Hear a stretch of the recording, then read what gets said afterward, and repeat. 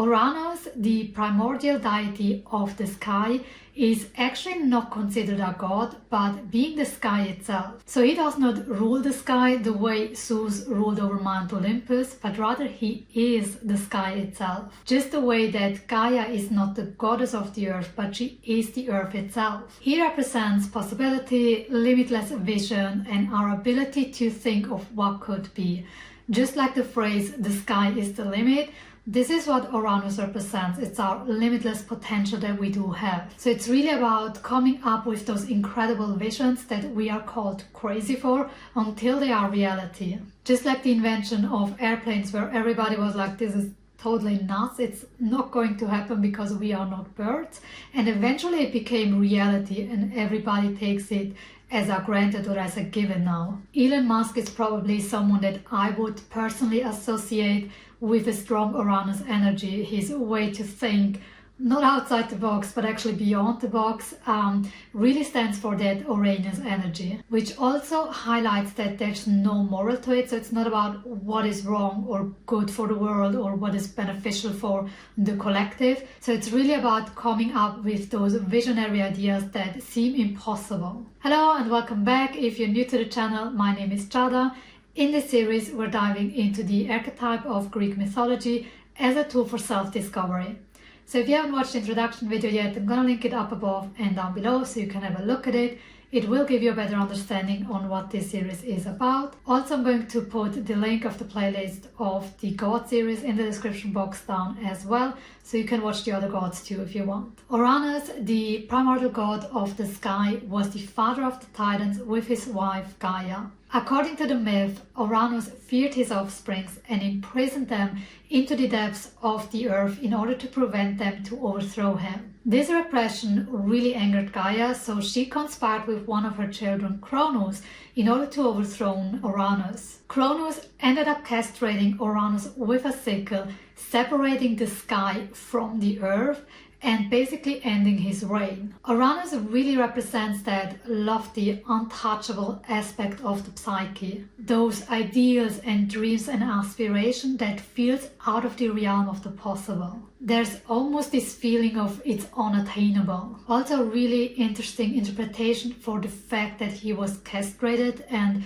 symbolizing the intense separation from the sky to the earth was actually Aphrodite's birth. So you haven't watched the video on Aphrodite. Aphrodite was basically born out of the foam from the severed genitals of Ouranos that fell into the sea. This little detail really shows us that even the most painful experience can give rise to something beautiful. So connecting to Ouranos really is connecting to our dreams, our inspiration. It's that spark of creation.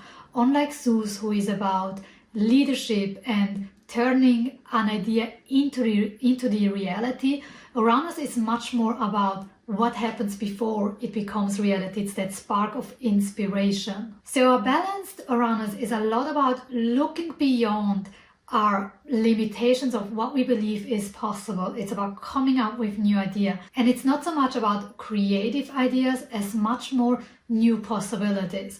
So creativity has a lot to do about something that already exists and transforming it and creating something. But the new possibilities, it's about the invention of something new, something that you didn't consider possible. If I would describe it in another way, for example, the invention of the wheel, that was like totally revolutionary.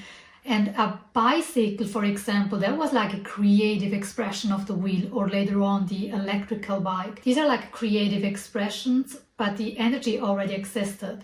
But before that, like the creation of the wheel, that was like really the new possibility, the new invention. And it's also often something that totally alters the direction of something. So as I said, the invention of the wheel totally changed humanity's life. It made things so much easier. An overactive Ouranos on the other side is when we become too idealized, when we come up with those big visions and either don't follow through because we lack the grounding.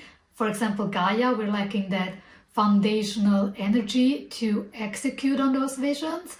Or it could actually be that we are aiming too big and we might lack our humanness or our moral aspects in considering are the big visions that we are aiming towards actually beneficial for the whole? Because not every invention that we come up or have come up was necessarily for the highest good of everyone. So just because something is revolutionary, it doesn't mean that it's also good. A suppressed Uranus, on the other hand, can cause us to lose our sense of wonder and inspiration. So there can be a feeling of same old if Uranus is suppressed. For example, if you have your own business and you have been doing the same thing over and over again for decades, there can come this point where you feel uninspired and just bored.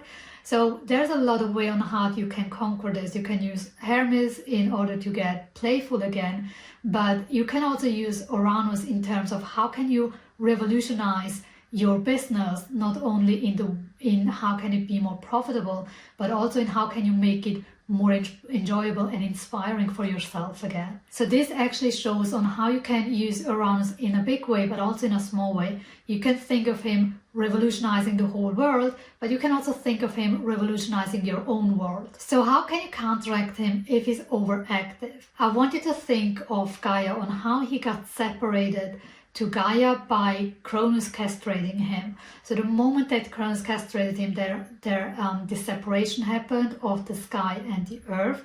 And in order to counteract them when he's overactive, think of elements that belong to the earth, grounding exercise and connecting to nature itself.